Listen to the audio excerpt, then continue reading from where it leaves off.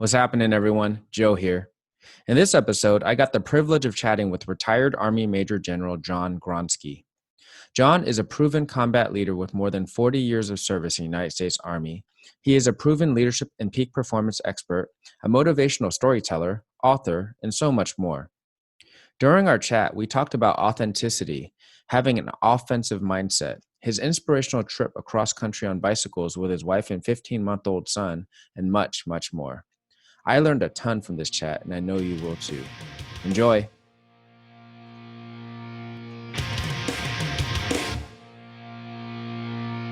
Life, learning, leadership, the Llama Lounge.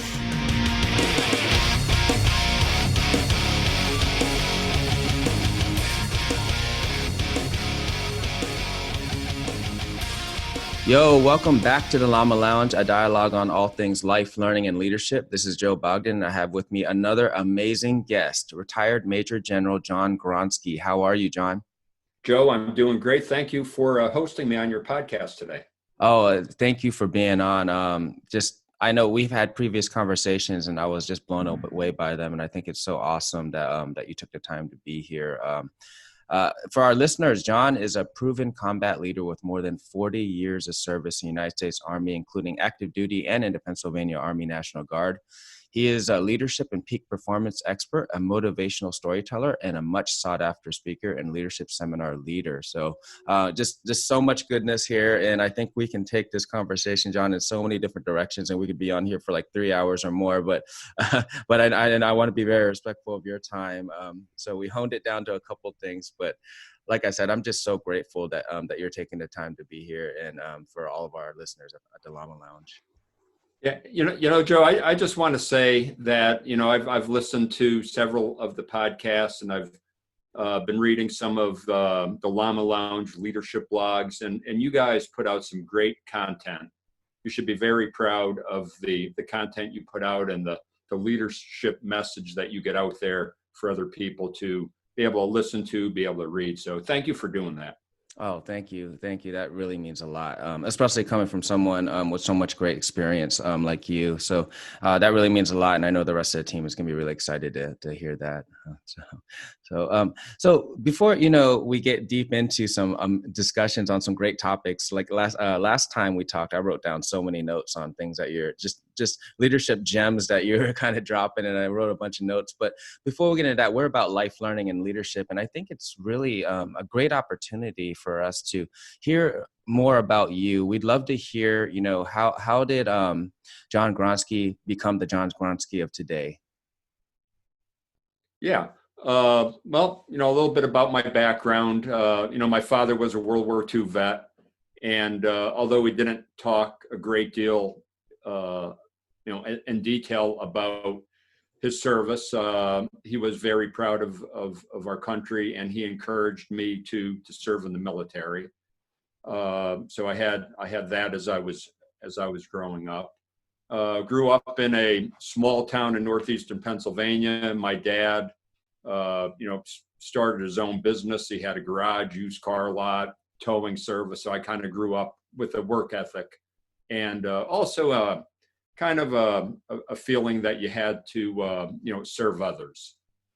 And joined the Army in 1978. I got my commission in 78 from the ROTC, University of Scranton, and served 4 years on active duty.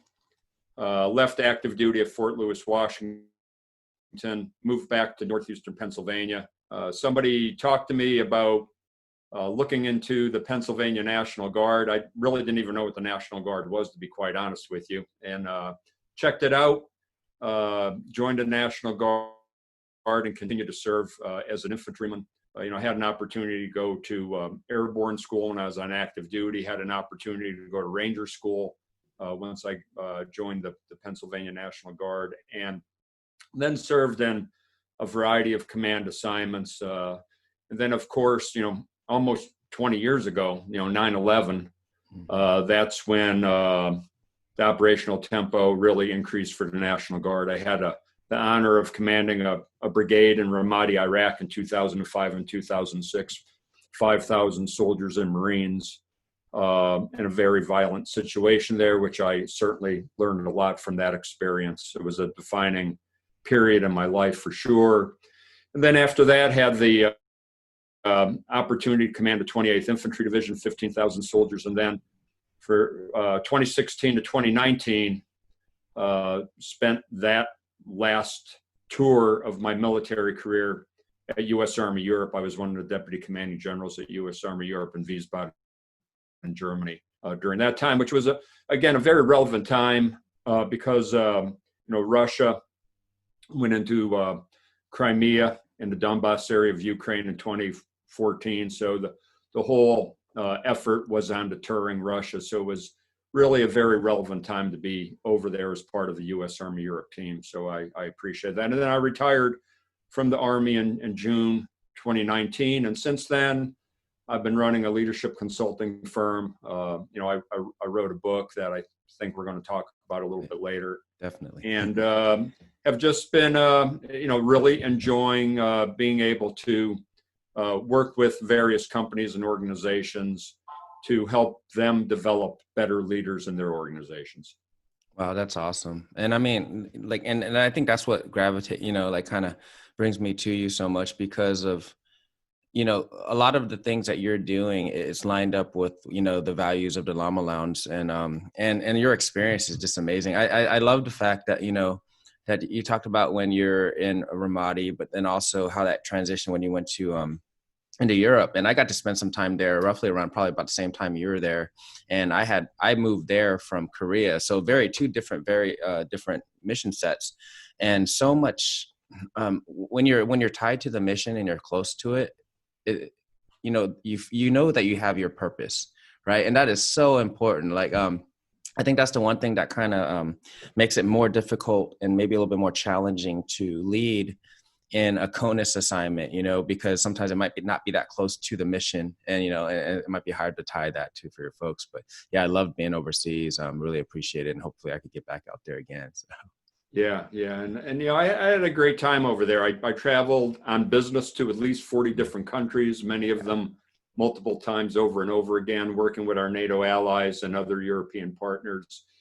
And what I took away from that experience is how much they admired the United States, how much they admired the U.S. Military, and that they absolutely see us as the leader, and they want us to lead. And it was just such a great experience to be over there, interfacing with our allies and partners. Yeah, and what kind of things did you learn from them, right? I mean, there's so many. I always call it peripheral learning. I was over there and just traveling, not even on business. Just kind of. I remember I was in Barcelona one time, and it was just a humble moment for me. A waitress came over and spoke to us in English. She went to the next table, spoke in Spanish. Went to another table and spoke in a third language, and I was like, wow, I mean, I don't even know if I've mastered English yet, right? I was like, that was just such a humbling experience. So I think you learn a lot when you get to travel, and that was great that you had the opportunity to do that. And so there are so many places we could take this conversation because of the experience that you have. And but I would be remiss if I didn't ask a man with so much leadership experience about his views on leadership. We talked about a lot of things last time, just having a conversation. And I almost wish we would have hit record on that conversation because there was so much goodness that came from it. But I remember when we talked, there was a point where we talked about authenticity and how valuable that is. And I was wondering if you can share a little bit about your perspectives on how important authenticity is to leadership and leading such large groups of people. Yeah, followers have a way of seeing through the BS. Mm-hmm. And trust is so important when it comes to leading an organization or developing trust. The only way you can really develop trust is to be yourself, be authentic. Now, that doesn't mean you can't try to emulate leaders that you admire, but you have to do it in your own way. I mean, if you're not if you're not an extremely outgoing guy, who loves to tell all these jokes or stories or whatever, don't try to be that way. I mean, just be yourself. I think what it comes down to, though, is, and this is my leadership philosophy. I mean, my leadership philosophy is character, competence, and resilience. And obviously there's subcomponents of those three elements. But if you show people that you care about them, if you show people that you're willing to put their welfare ahead of your own, because leaders have to do that, and that's not a real easy thing to do when you think of it. It's an easy thing to say, but not an easy thing to do. Mm-hmm. But once your followers see that you have their best interest in mind, you could just be authentic and be yourself, and you don't have to worry about trying to be somebody else. Yeah, and how much I found it to be, I think you find authenticity. You're developing who you are as you're maturing. But I've discovered by seeing other people, and honestly, probably myself, experiencing it, is that when you are trying to be something you're not, it is draining. Oh, yeah, it's draining, and it's really, like I said, character is I think the foundation of leadership, and obviously integrity is part of character. So you're just not displaying integrity if you're trying to be somebody else. You got to be yourself, and it comes with time and maturity as a leader, where you become comfortable in your own skin, and you just be comfortable being the person that you are, and followers respect that's who they want. They don't want somebody who's wearing a mask. They want somebody to, and part of that is, and I like to talk about this, Joe, vulnerability. Yes. Leaders have to allow themselves to be vulnerable. And what I mean by that is they've got to share a piece of themselves with their followers. And I don't mean you have to bare your soul or anything, but you have to show your followers that you're not a robot. You've got emotions too. You've got to allow your followers to see that, hey, you know what? There's times in my life when I failed, so I'm not perfect. And sometimes followers might think, especially if you're in a leadership position at a high level, followers may think, wow, everything they touched turned to gold. Mm-hmm. And they must never have failed at anything, because they wouldn't be in this leadership position. But any of us who are leaders know that couldn't be farther from the truth. So I think it's helpful to share those stories with our followers of times when we tried something and we failed. Mm-hmm. Times when we swung that bat at the ball and we missed. I think there's a lot of goodness in that. Yeah, I can't agree anymore. I mean, that is just, I actually did a short video, because a thought came to my mind about that. And I was like, a lot of times, we as leaders know that we're supposed to inspire, right? And then, but what does that mean? And there's a lot of different people have different perspectives on inspiration. But I think part of inspiring people is just showing them a future that they can attain. And if you're just a robot, or you're like infallible, people won't feel, they might be impressed, right? But they're not going to be inspired, because they just can't do what you're doing. They won't feel they can. Yeah, and vulnerability also allows a leader to be approachable. Mm-hmm. You don't want to be a leader where people don't feel comfortable with approaching you. And Colin Powell had a great quote. He said, "The day soldiers stop bringing you their problems is the day you stop leading them."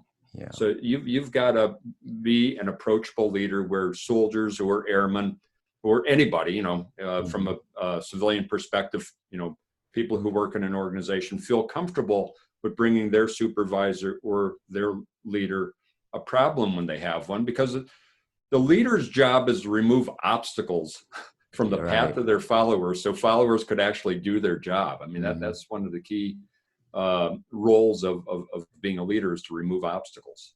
Yeah. And I remember, I'm actually doing a lesson, and I wanted to go back to a topic you just brought up about leadership philosophy, but how a lot of times leaders are just overly reactive, right? And when we become overly reactive, we end up putting a lot of distress on our folks that they don't deserve or need. And, a paramount foundational leadership, a purpose of us really is to remove unneeded distress, right? Not all, you want to put some stress on some folks for growth, but the unneeded distress that just comes from like not being effective, not being efficient, is just terrible. It could cause, it can create a toxic environment on accident.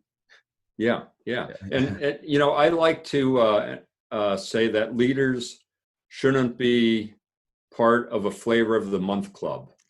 And by that, I mean, you can't have a different priority every month or Mm-hmm. every quarter. You've got to set forth a vision, Mm-hmm.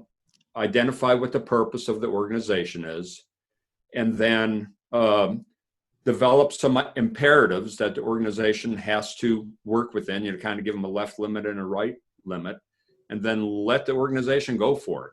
Right. But you cannot be changing imperatives on a monthly or quarterly basis. They've got to be long term, because the worst thing, as you said, with the thermometer leadership, I think you called it. Yeah. I have that right, or thermostat leadership. Yeah. Thermostat. Yeah. It's definitely more like, you're influencing versus thermometer, Yeah. where you're just reacting to the environment. Yeah. Because thermometer leadership is not the way to go, because Right. again, you don't want people in your organization become confused about, hey, what the heck is the priority here? What are we supposed to be aiming for? It's got to be consistent. Right. And then, I've seen that environment, and then, you're busy for 8 to 12 to maybe 16 hours a day, and you go home and you're like, what the heck did I do all day? I don't even know if I moved the needle. That's the definition of burnout. Right. Think about that. What the definition of burnout is it's almost like the definition of insanity is where you're working your butt off and you're just not gaining ground. Mm-hmm. And to be working your tail off day after day after day and see that nothing is positively changing is very discouraging, and that leads to burnout.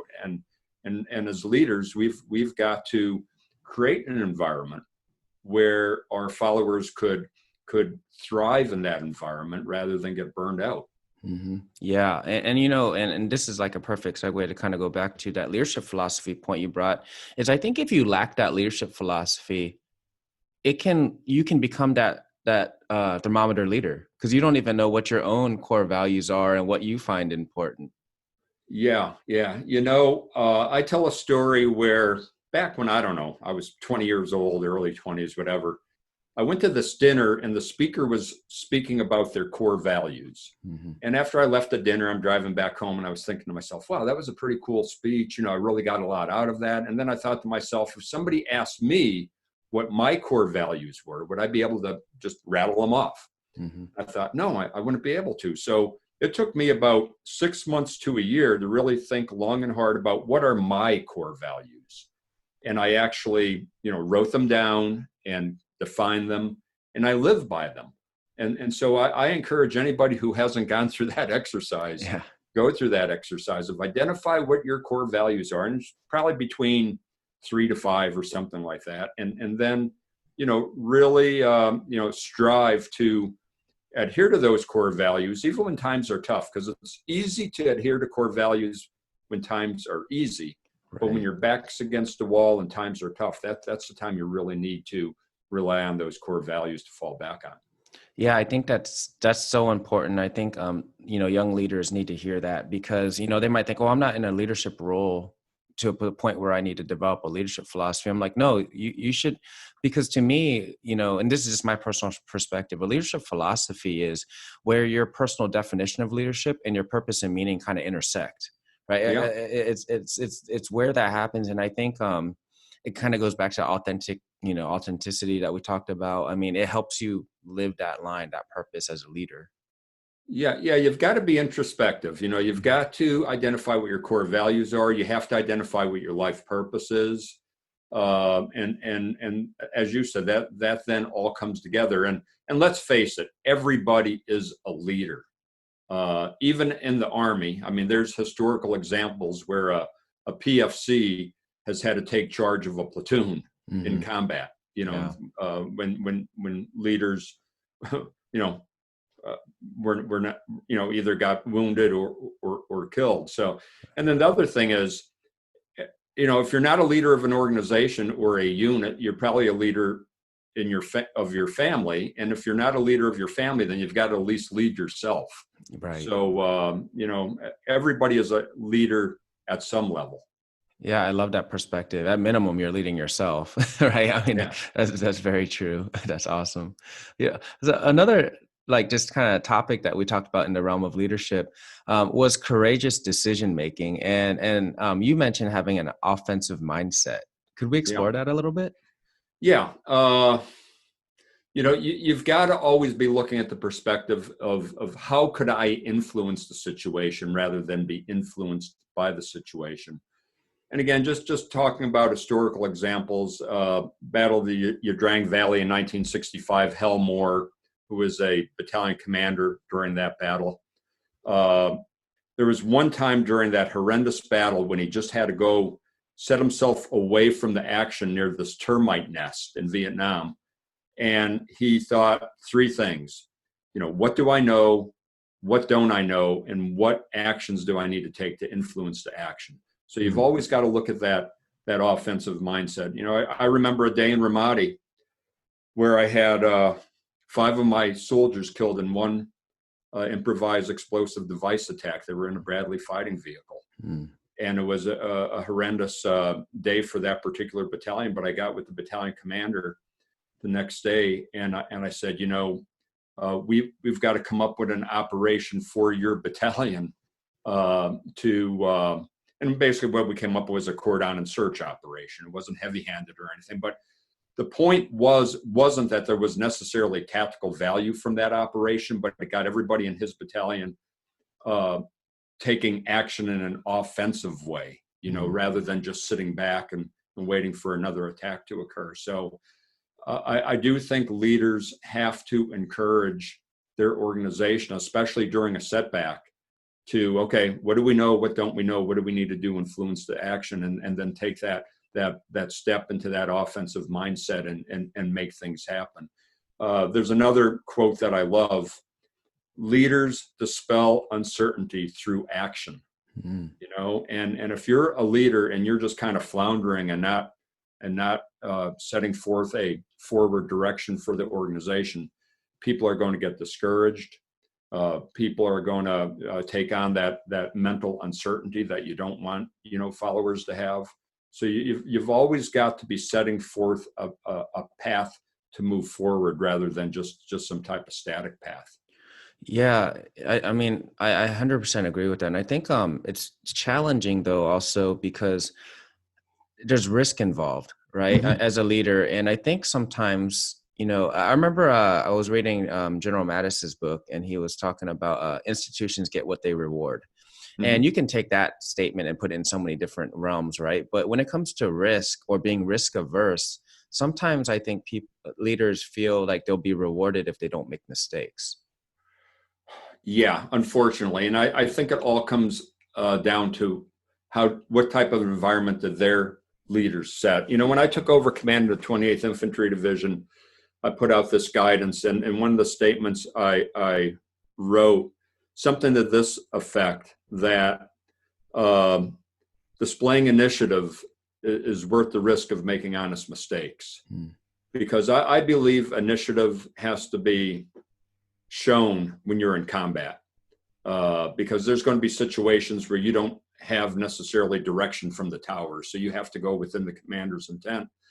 And I believe we have to allow and again, I'm talking military here, right? But you could apply this to civilian organizations too. But you have to allow your soldiers or your followers in a civilian organization to display that initiative during steady state conditions, because when you get into a crisis, many times, there's going to be so much going on that the leaders aren't going to be there to give specific direction. So if you allow your subordinates to display initiative during steady state, or in the military parlance, training, then in combat, they're going to be used to displaying that initiative. And I think organizations thrive when they have people at all levels of the organization who feel comfortable with displaying that initiative, knowing that if they make an honest mistake, the leaders aren't going to chop their legs out from underneath them. So I really think it's all about how leaders set those conditions to allow that to happen.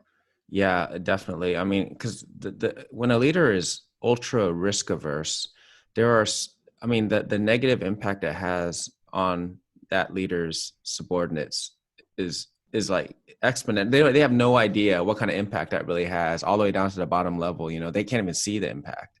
Yeah. No, nobody wants to be in an organization where you feel you have to walk on eggshells. Mhm. Um, and in the military though, Joe, I really think we are used to doing doing dangerous things safely, if you know what I Yeah, mean, yeah. whether that be in training or whether it be in combat. I Mhm. mean, in the Air Force and the Army, we do a lot of dangerous things in a training environment and also in combat.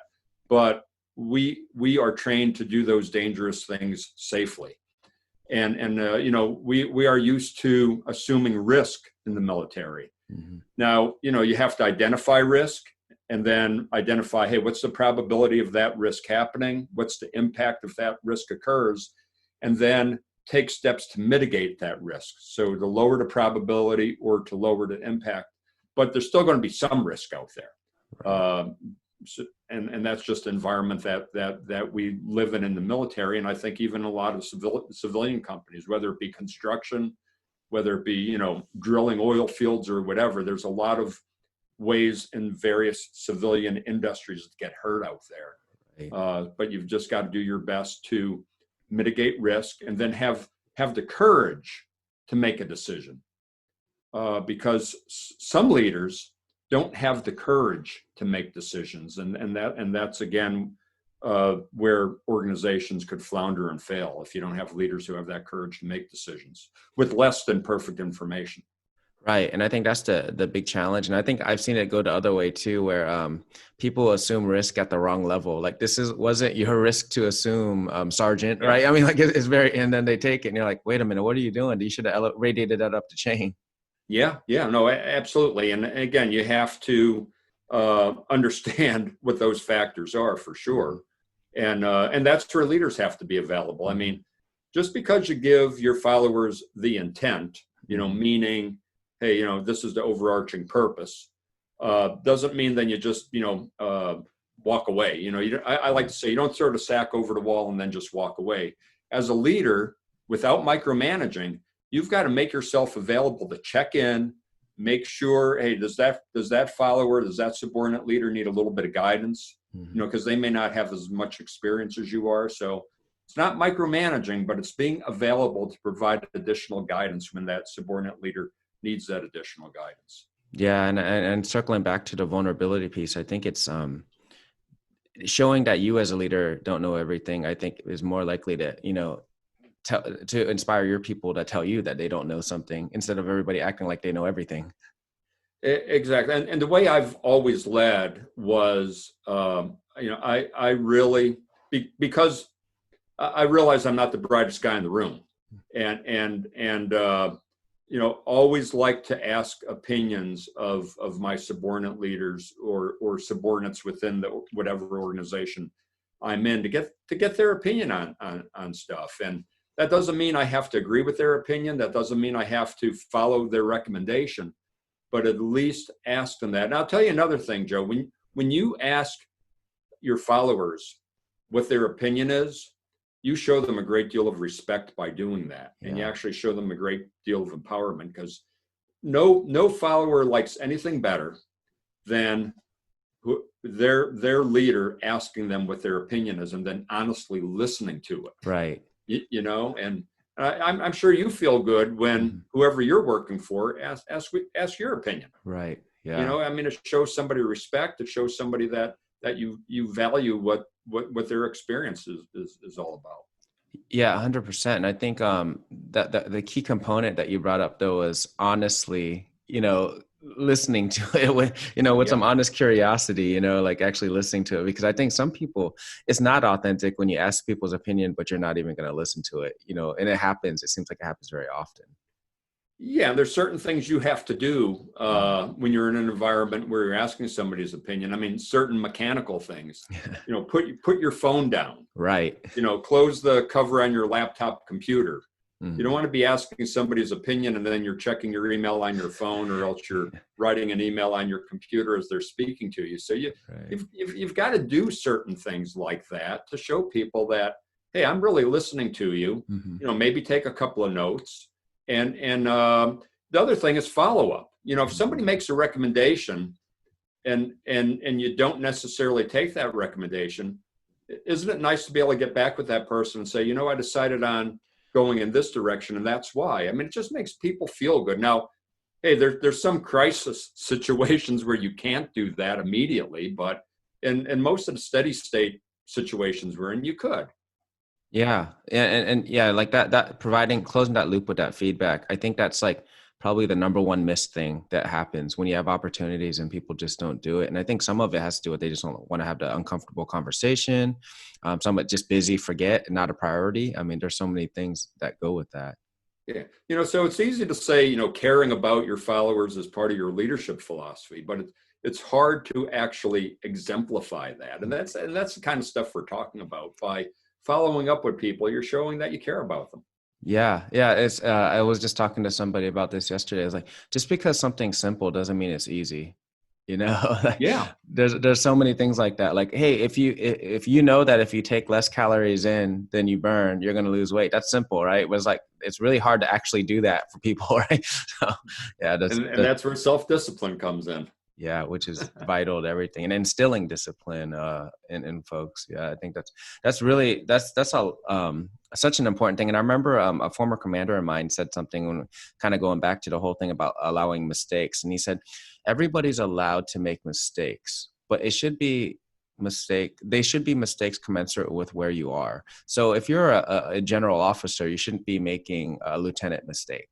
And if you're a senior non-commissioned officer, you shouldn't be making airman level mistakes. And I think that was such a valuable just comment that he made.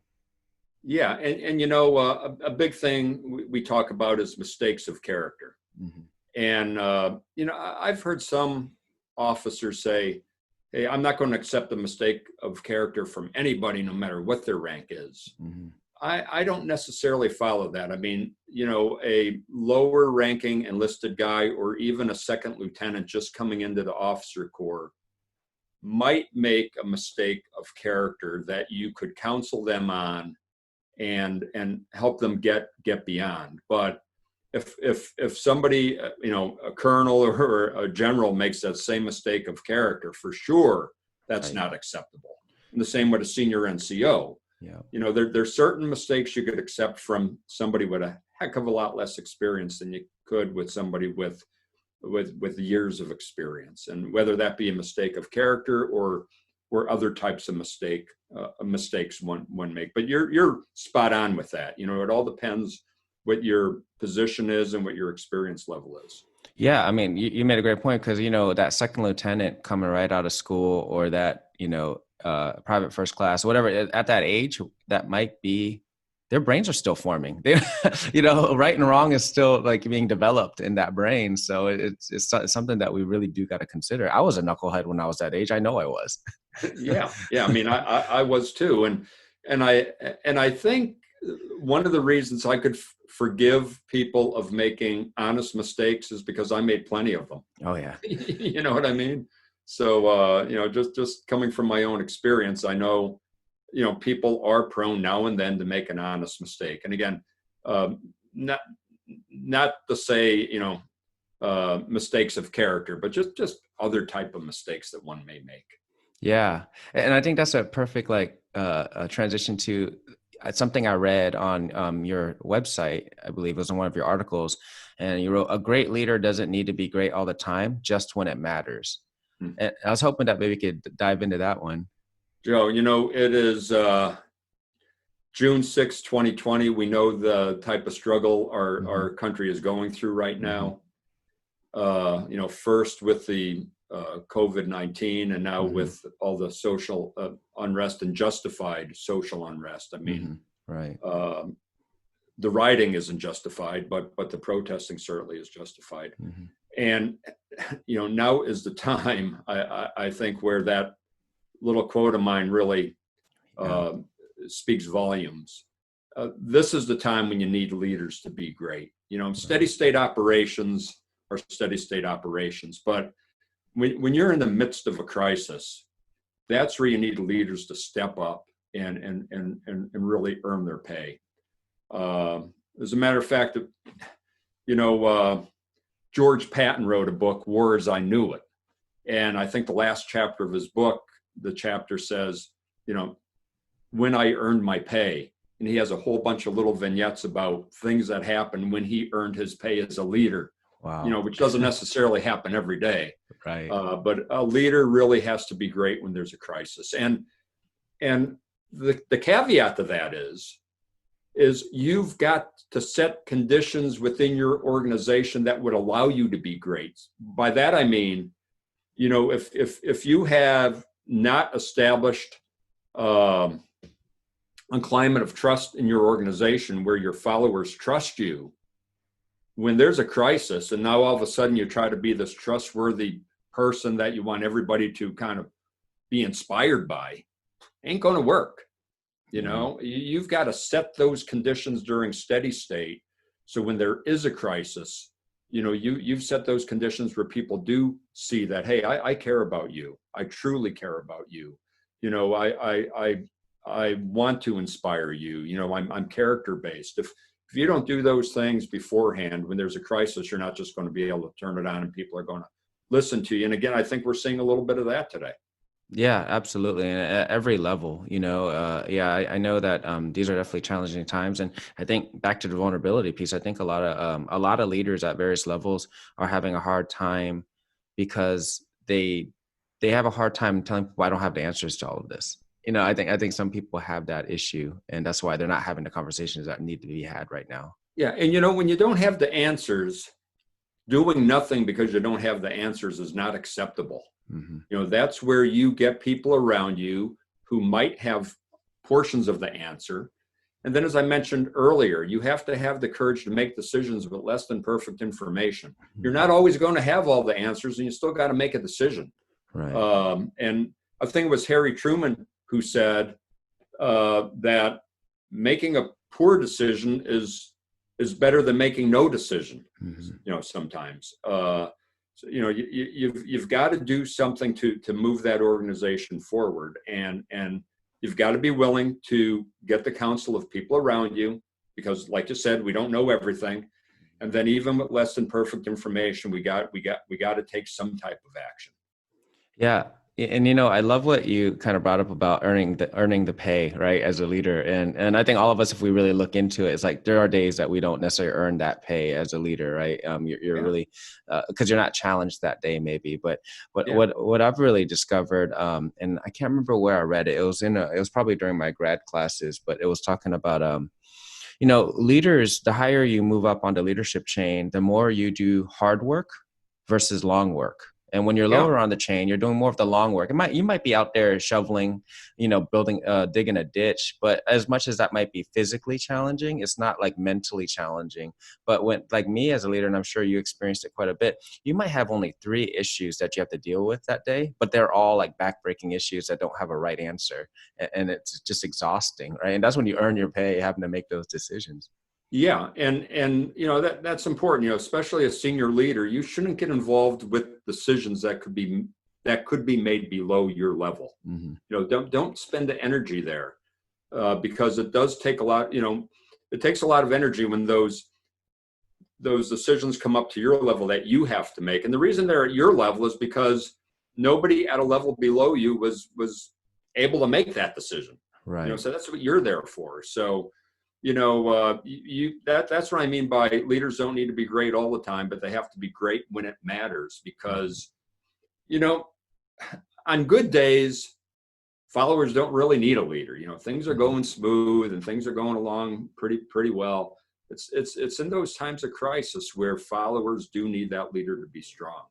Yeah, that's such a great point. I talked to, I remember I did a short video because I was listening to a podcast one time, and an actor was talking about when he was a child actor, the director, he remembers the director would just freak out whenever anything didn't go perfectly. He would just wig out about it and just lose his mind on everybody.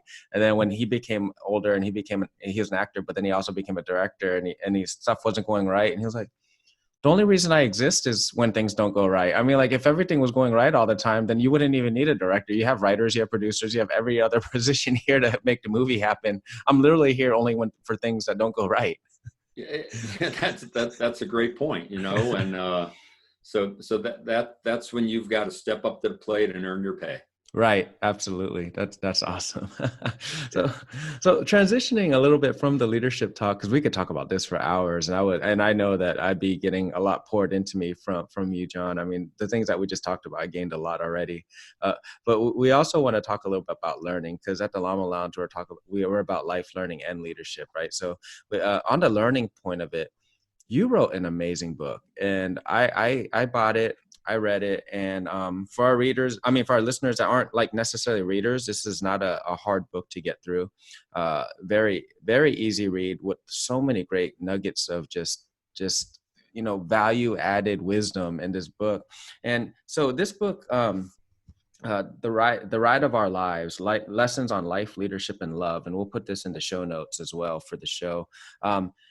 It talks about your trip with when you started with your wife and your 15-month-old son from Washington State on bicycles all the way to Pennsylvania. And I'm like, first thing that I thought was, why would someone do this when I heard this story?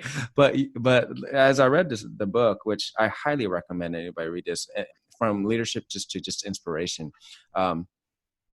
What was going through your mind? Can you explain that a little bit about, the whole trip? What was the genesis of this trip? Yeah, when I was, in 1976, I was 20 years old and started to hear stories about people bicycling across the country, kind of to commemorate the bicentennial.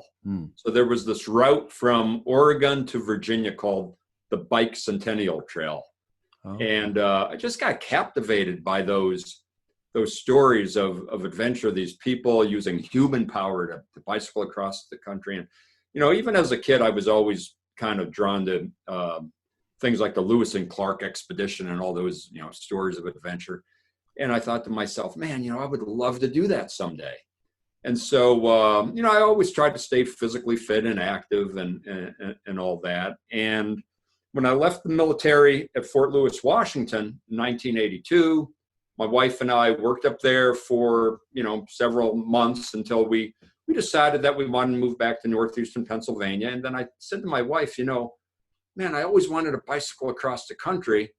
This could be an ideal time to do it because we're already on the West Coast.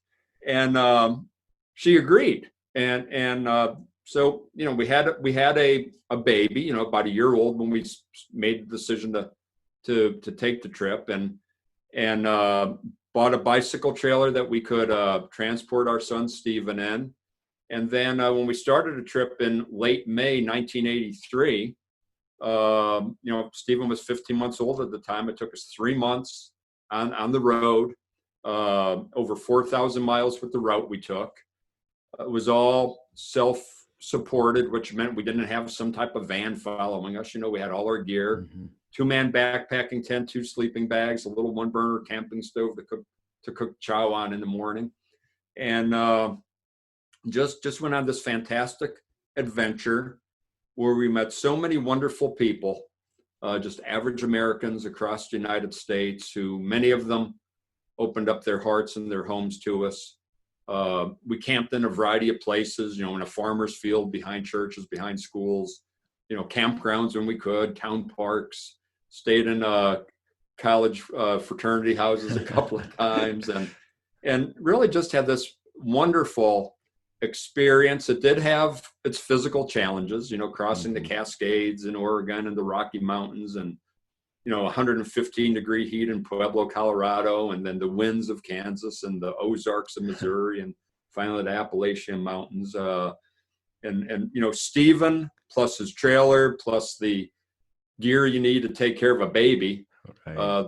That added about an additional 80 pounds of weight to what I had to haul. But it was fantastic. We had such a wonderful time. I learned so much, as the subtitle implies, about leadership, about life, about love, meaning, me and my wife and our son, we did it as a family. So just what that family love was all about. So it was an amazing journey that I kept a journal when we took that trip in 83. Again, an analog world, 1983. Yep. No Google, no internet, no cell phones, none of that, no GPS. And and I kept this journal, and that journal sat in a shoebox for over 35 years. Wow. And then when I retired from the Army in June 2019, I was talking to my younger son, Timothy, around a campfire. He wasn't even born yet when we took this trip with Stephen. Started asking me questions about the trip, which for some reason I never really talked about that much, but he was asking me questions. And then he said, Dad, you should write a book. And then my wife said, John, you should write a book, just if nothing more for the kids and for the grandkids, Yeah. so they kind of understand what that trip was about. And I had this journal, so I relied on the journal and the scrapbook and put the story together, which became this book that I'll tell you, a lot of people love. I really appreciate your comments. Thank you for saying such nice things about it. But I've been getting those comments from many people.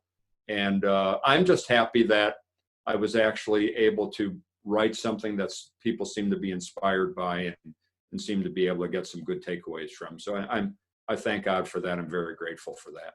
Yeah, and one of the things that I really appreciate about the book is, going back to the vulnerability piece, you talk about every mistake you made on that trip. And I'm like, and there was plenty of them, and you learned so much from those.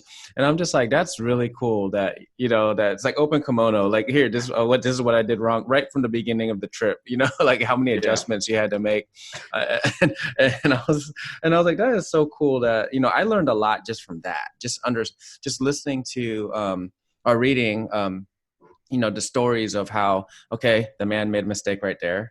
Okay, now he made an emotional mistake, or there he made a technical mistake, but you always reconstitute your equipment and your mind and move forward still, and with your family too, with the support of family and them doing it too. I think that was just amazing. That's what I would say, if I had to take something from that book, and there's so much in there, if I had to like just pinpoint something, it would be that. It would be the fact that we can adjust, we make mistakes, and move forward.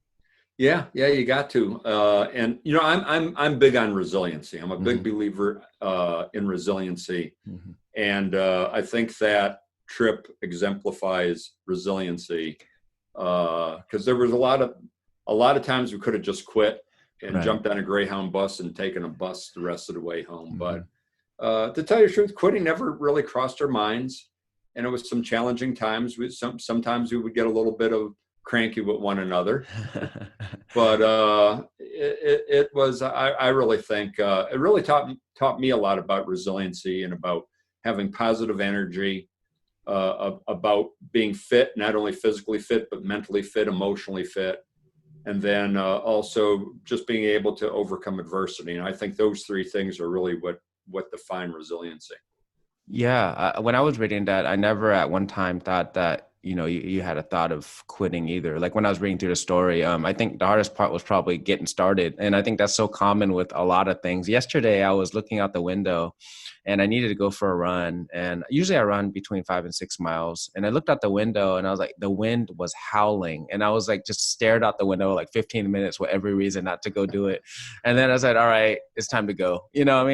Just go do it. And I put on my weight vest and went out for a run. And I think, I could have just sat there and be like, I'm done. And I wonder, like, because were you always thinking about doing that and it just kept on the can getting kicked down the road, or, like trying to do something of that nature? Yeah, well, I mean, life was kind of in the way, right? Especially, spent the 4 years in the Army there on active duty initially. But when we saw this window of opportunity, where we lived on the West Coast, kind of like transitioning from the jobs we had in Washington State to the jobs we were going to take on in Pennsylvania, everything kind of lined up. And I am just so thankful that we actually had the courage to take that first pedal stroke, because that you're right, and there was a lot of preparation before. We had to buy gear, we had to make sure we were mentally prepared, physically prepared. So there was a lot of preparation we had to do before the trip, and I'm so happy we were able to see it through, to actually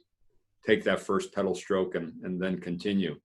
Yeah. And one thing I just wanted to say, Joe, that I think is important is the fact that people do have to deliberately move out of their comfort zone in order to grow. A lot of times we'll find ourselves at certain points in our life where things are pretty comfortable. Like, hey, we got a comfortable job, we don't have much stress right now, et cetera, et cetera, et cetera. maybe we've attained the education we wanted to attain, in terms of what our goals were there. And, but you've got to find ways to move out of your comfort zone in order to develop resiliency. Because one thing is for sure is at some point in time, we're going to be tested again. And if we have just kind of gotten into this habit of being, hey, we're in our comfort zone, we're going to stay there, that's not a healthy way to live one's life. That's not a way to grow. So I think everybody, no matter what your age, you got to figure out, how could I place myself outside of my comfort zone, physically, mentally, whatever the case, spiritually, in order to grow in some way. Right. Yeah. Do the hard thing. Find something challenging. Right. And Yeah. I was always, I was always like focusing on doing something, that I'm going to suck at. I want to find something that I'm going to suck at so I could get better. And just, it's mostly for that resiliency, that adversity, that challenge, not necessarily because I want to do that thing. Yeah. Yeah. Like one thing I do every year, I've been doing it now for the past 8 years, I think, and it's really to honor fallen warriors too. But I do this 28-mile ruck march every year, Hmm. with a 35-pound pack, 28 miles over challenging terrain. And every year when I finish it, I swear I'm never going to do it again, because it is pretty tough. Right. And I do it as fast as I could. Yeah. And I do it in memory of a fallen warrior. But I always say, I'm not going to do this again, but I always end up doing it because, first of all, with this event, it keeps the memory of that fallen warrior you do it for alive, which I think is very powerful and very important. Plus, it causes me to move out of my comfort zone and just put stress on myself. And I think that's important. Yeah, absolutely. Yeah. My buddy and I were talking about doing the Bataan Death March Memorial, and it kind of, COVID kind of happened. So we're waiting for when we can do it again, but we're going to start training and doing that. Absolutely. Years. Yeah.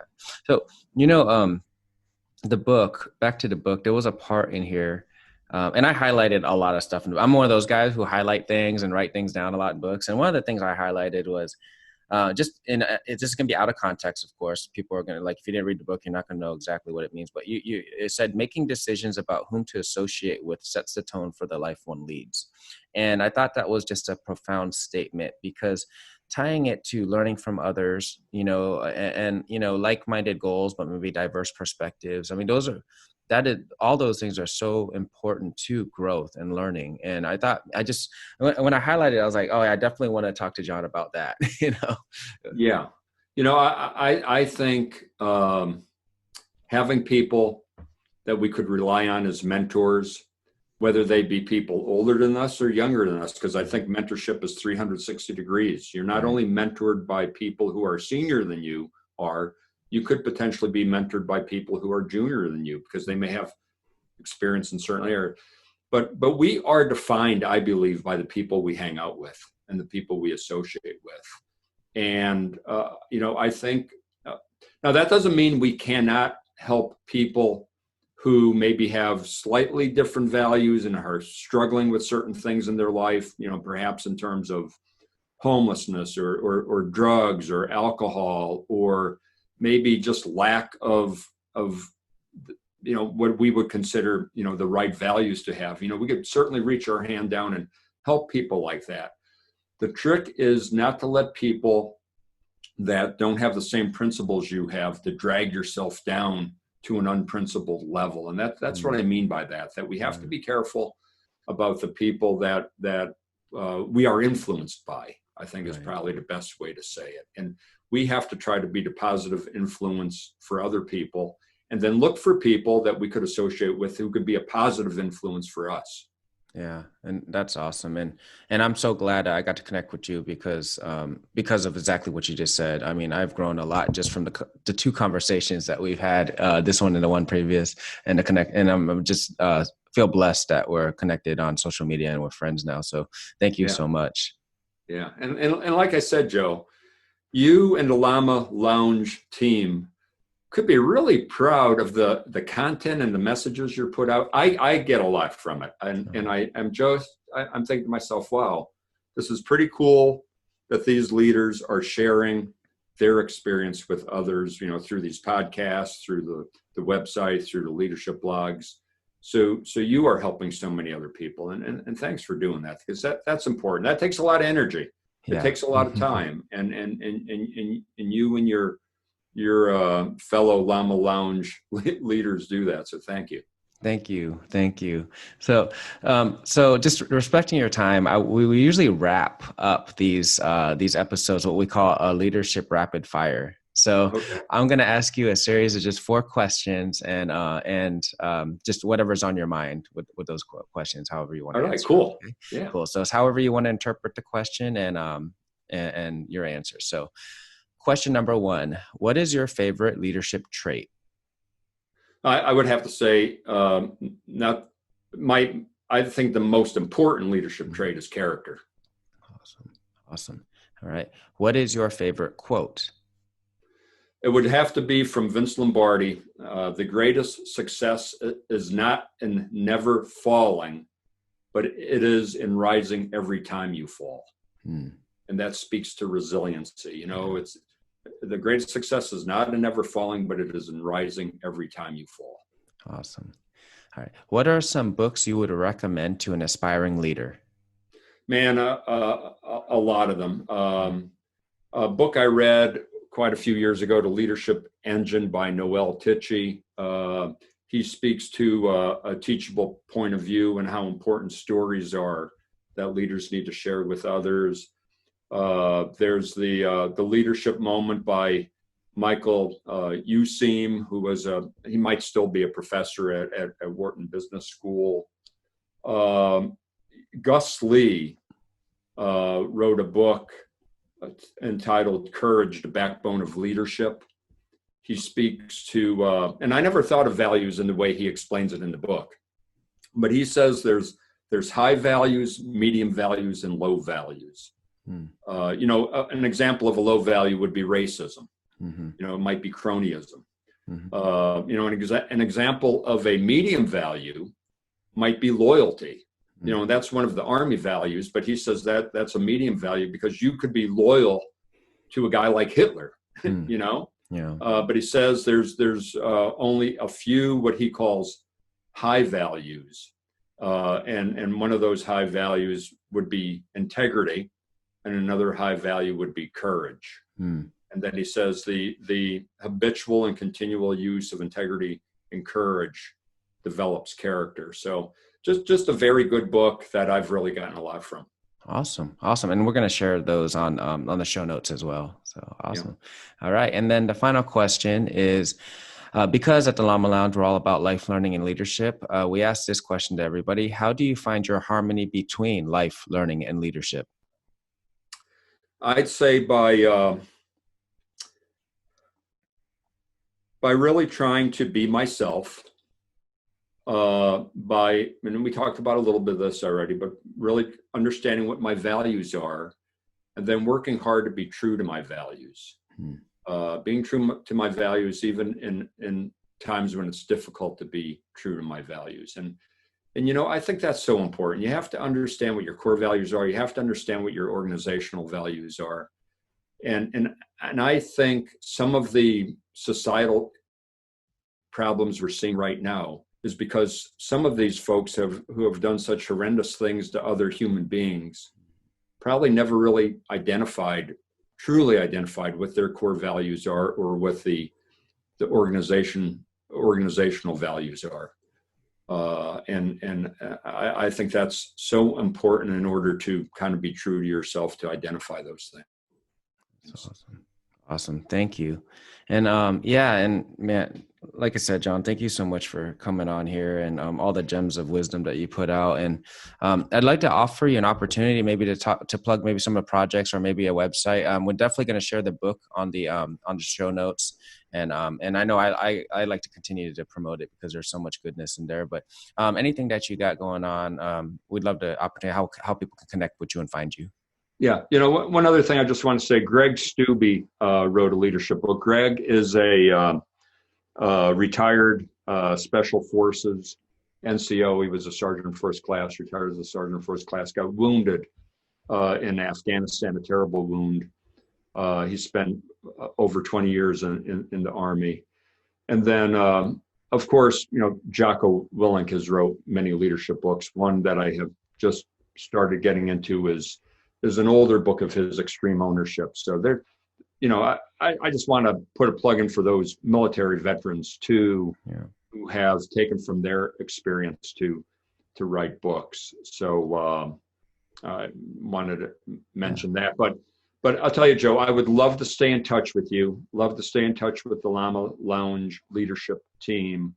Anything I could do to help share the message that you all are putting out, I will certainly do my best to, because I think it's a positive and much needed message that you guys are sending out there. Awesome. Thank you. And if people want to find you, what would be some websites and ways to reach out? Yeah, a very easy website, johngronski.com. JOHNGRONSKI, johngronski.com. I'm also very active on LinkedIn, on Facebook, and on Twitter primarily. Do a little bit on Instagram. But johngronski.com, you'll be able to see links to those various other social media platforms. If you go on my website, I do have a leadership blog there.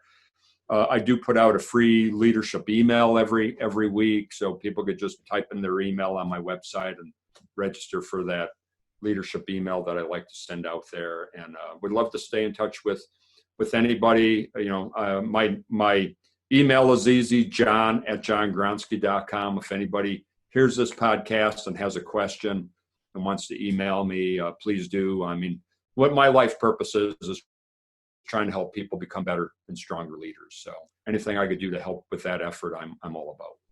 Awesome. Thank you so much, John.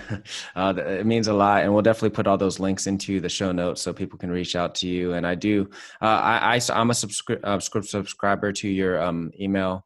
And it's just awesome. I love seeing all the great stuff that comes through on there. So thank you for what you do as well. All right, Joe. Thank you.